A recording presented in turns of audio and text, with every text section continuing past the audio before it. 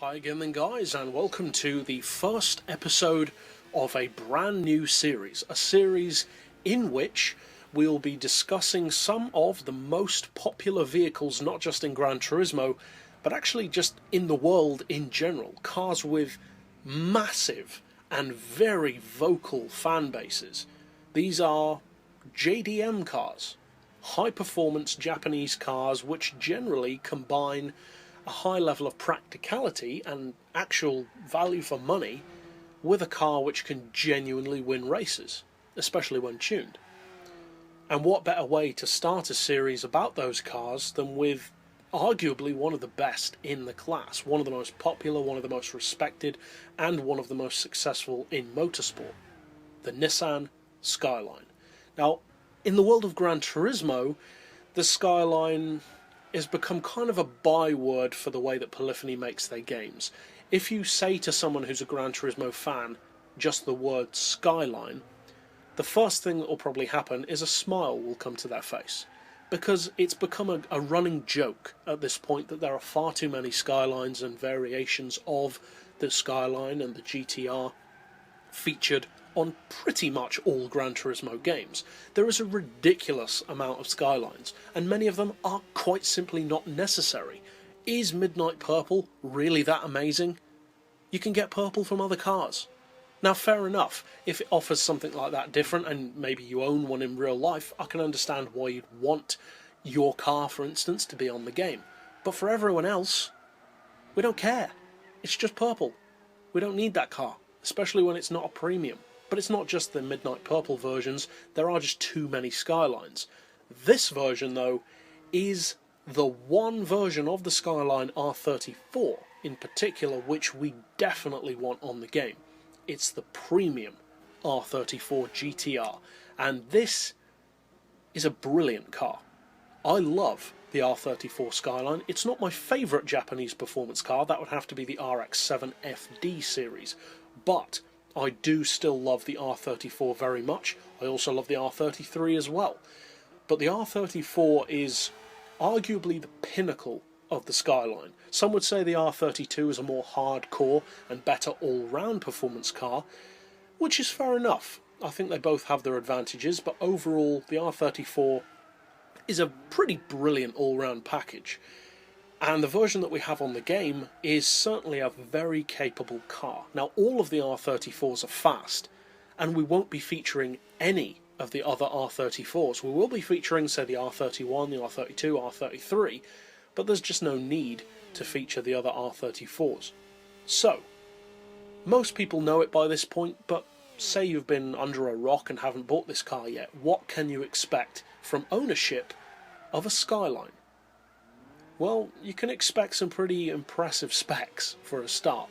It has a 2.6 litre turbo engine, a pretty iconic engine as well, and that engine on Gran Turismo, in this particular form, the premium form, can be tuned up to 964 horsepower. Now that's supercar territory for a start. That's pretty impressive for a 2.6 litre engine.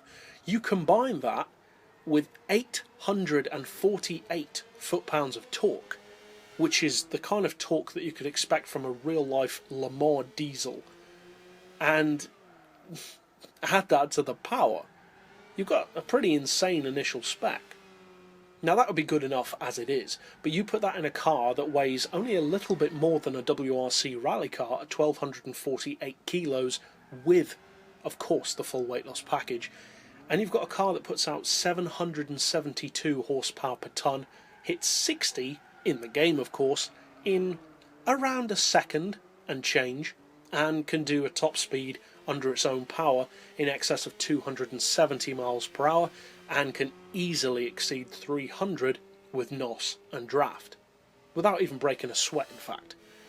So, a pretty good deal. What's the catch? Well, I'd say that's the great thing about the Skyline. There isn't one. It's just a brilliant car. Now, I always used to think that Polyphony were being kind of bigoted in making the Skyline as good as it is. And to some degree, an argument could still be made that they are kind of too good in the game. But it has to be said that it is a brilliant car. Now, brilliant does not mean that this car should be able to beat Le Mans cars, which it sometimes can on the game. That is ridiculous. But it is, as I just mentioned, and as many people know, Skyline owners most of all, it is a brilliant car. As far as value for money, well, it's Japanese, so it should be pretty good. And at 61,000 credits, it really is incredibly difficult to beat the value for money that this car gives you.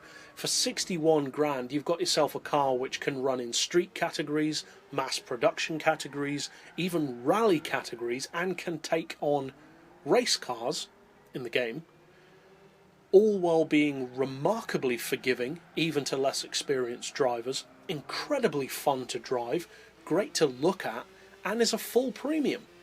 There are many cars on the game which deserve to be premium, which aren't. This one, though, is. So enjoy it. Now, as far as whether or not you should buy one, I think it pretty much goes without saying that obviously you should buy one. If you haven't so far, then, well, I don't understand how anyone wouldn't have, unless you hate the Skyline.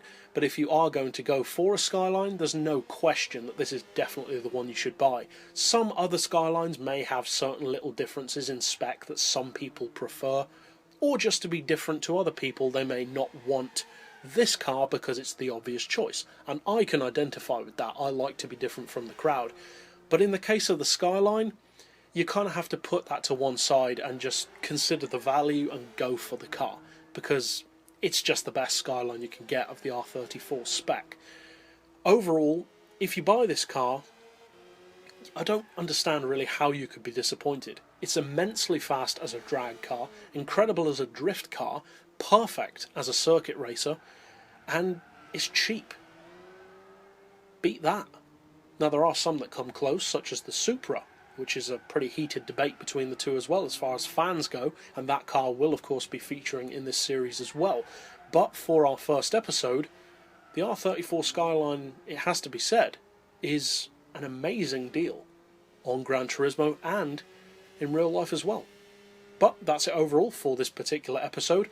I'll see you guys next time, and as always, thanks for watching.